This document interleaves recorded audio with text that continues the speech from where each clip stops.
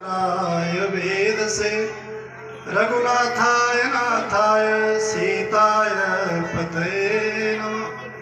कृष्णाय वासुदेवाय हरये परमात्मने प्रणतक्लेशनाशाय गोविंदाय नमो नमः। अखिल कोटि ब्रह्मांड नायक करुणा वरुणालय श्री सीताराम जी महाराज श्रीमद् भागवत कथा के रस रसिक श्री हनुमंत लाल जी महाराज व्यास पीठ पर विराजमान पूज्य व्यास जी महाराज, उनके साथ संगीत में संगीत का तार जोड़ रहे कलाकार बंधु, हम सबके बीच में विराजमान ये नंदीग्राम प्राचीन मंदिर के महंत हनुमान दास जी महाराज, इस कार्यक्रम को पूर्ण रूपेण व्यवस्था और जो कार्य सुचारू रूप से चल रहा है उसके व्यवस्थापक अरविंद तिवारी जी और हम सब के समक्ष वरिष्ठ पत्रकार बंधु अरोरा जी और मिश्रा जी। आइए दो बार भगवत नाम स्मरण करते हैं पुनः 2 मिनट केवल, क्योंकि इस भरत तपस्थली भूमि में केवल बोलने मात्र से वाणी महापुरुष कहते हैं सिद्ध होता है, तो क्यों ऐसा शुभ अवसर हम चुके, इसलिए हमने कहा कि मैं भी 5 मिनट कुछ आप सबको सुनाओ। श्री राम जय राम जय जय राम, श्री राम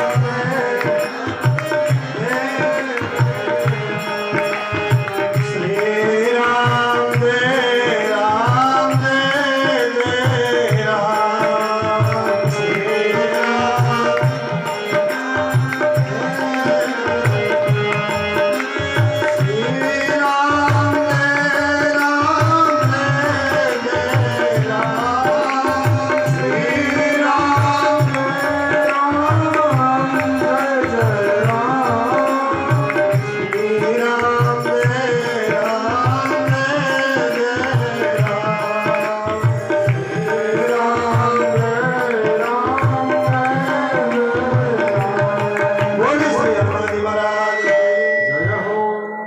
भरत जी का वो तपस्थली है। एक बार इस तपस्थली भरत जी की चित्रकूट जब भरत जी महाराज गए और सुखदेव जी भी स्वयं जिस जनक जी का ज्ञान लेने जाते थे, वह जनक जी महाराज उस चित्रकूट की भूमि में जब सारे लोग बैठ करके राम जी को वापस अयोध्या ले जाना है, चर्चाएं हो रहा था, भरत जी की भी चर्चाएं हो रहा था। रात्रि 2 बजे तक मीटिंग करने के बाद जनक जी महाराज जब अपने आवास में पहुंचे तो सुनैना जी महाराज ने कहा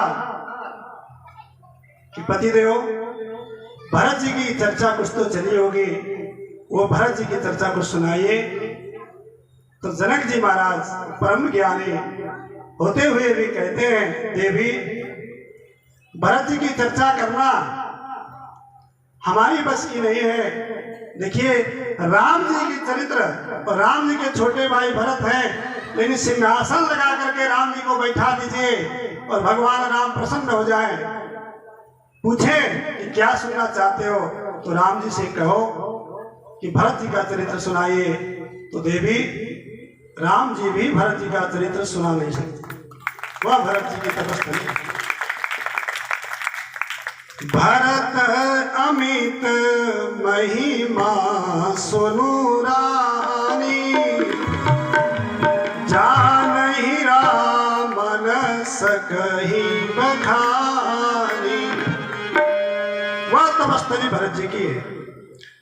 अयोध्या के लोगों ने आंकड़ा लगाया, क्यों अयोध्या के लोग बहुत आंकड़ा लगाते हैं, कौन बड़े कौन छोटे।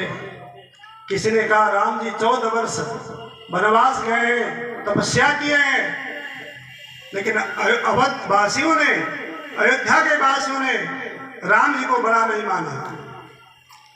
कहा राम जी 14 वर्ष जंगल गए होंगे, कंद मूल खाए होंगे, लेकिन भरत जी महाराज ने जमीन खोद करके नीचे रह करके जौ ले करके तपस्या की। दूधी सी समूझी कहत सब लोग सब विधि भरत सराहन जोग। दोनों आंकड़ा लगा कर लोगों ने भरत जी को महान माना और वास्तविक व्यास जी ने बड़ा सुंदर मधुर सहज और सरल जो आप लोगों को समझाया है। कथा प्रेम की कथा चल रही था, प्रेम की कथा। वास्तविक राम जी को पाना है, प्रेम से ही पाया जा सकता है। भगवान राम कहते हैं कल तक तुम क्या करते थे हमको उससे नहीं मतलब है, आज क्या कर रहे हो।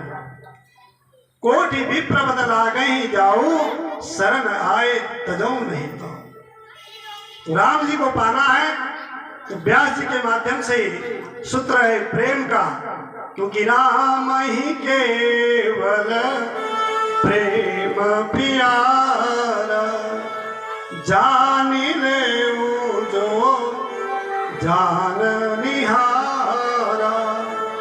राम जी को पाना है तो केवल प्रेम है। अब भरत कौन है? विश्व भरन पोषण कर जोई ताकर नाम भरत अस होई। विश्व का जो भरण पोषण करे वो भरत जी है। आपको बताना चाहूंगा कि दुनिया को भरने के लिए धन से कभी भरा नहीं जा सकता। एक भिखारी था, वो मांग रहा था, रोज मांगे, उसको 1000, 2000, 10,000, 10 लाख भी मिल जाए तभी मांगना बंद न करे।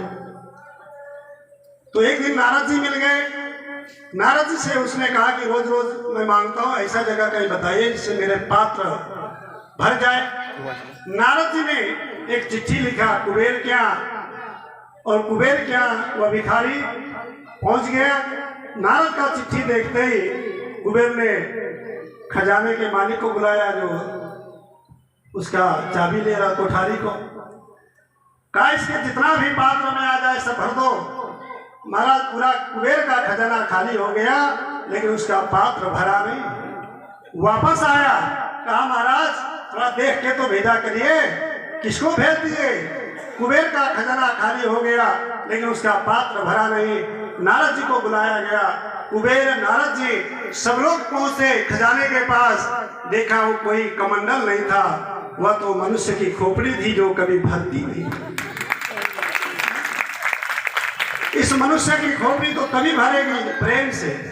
तो भरत जी जैसा प्रेम राम मिलाय भव रस विरति, ऐसे भरत जी की तपस्थली में श्रीमद् भागवत का जो दिव्य ज्ञान है यहाँ चल रहा है।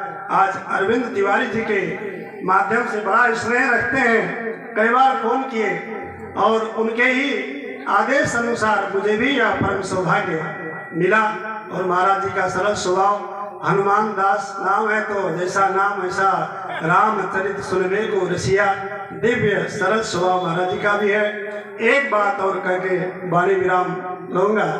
श्रीमद् भागवत महापुराण में कथा सुनने से देखिए अमर तो व्यक्ति नहीं होगा, मरना तो सबको है, मृत्यु तो निश्चित है, इसको कोई नहीं बचा सकता। लेकिन कथाओं के माध्यम से मृत्यु भी उत्सव हो जाता है।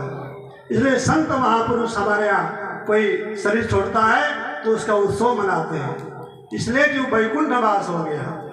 तो श्रीमद् भागवत कथा में मृत्यु का जो संदेश है दो लोगों को मिला। पूर्व संदेश एक मिला परीक्षित को, 7वें दिन तुमको सर्प डसेगा और तुम्हारी मृत्यु होगी। और एक मिला कंस को, और कंस को भी तुमको मारने वाला पैदा हो चुका है, तुम्हारी मृत्यु आने वाली है। लेकिन कंस ने मृत्यु को मिटाना चाहा और स्वयं मिट गया। और परीक्षित ने उसी मृत्यु को उत्सव बनाया। और अंतिम में सुखदेव जी कहते हैं, परीक्षित क्या तुमको अब भी मृत्यु से भय है? तो परीक्षित जी महाराज कहते हैं, महाराज अब मैं समझ गया कथा, क्योंकि मैं नहीं हूँ, यह शरीर मैं नहीं हूँ, मैं आत्मा हूँ और यह शरीर जीव है। इसलिए इस सर पर डसेगा तो इस शरीर को डसेगा, आत्मा को नहीं डसेगा। इस तरह से 7 दिन में श्रीमद् भागवत के माध्यम से अपने जीवन का उद्धार कर लिया परीक्षित ने। यही श्रीमद् भागवत का वास्तविक सार है। तो इसी के साथ वाणी विराम करते हैं। श्री सीताराम जी महाराज की।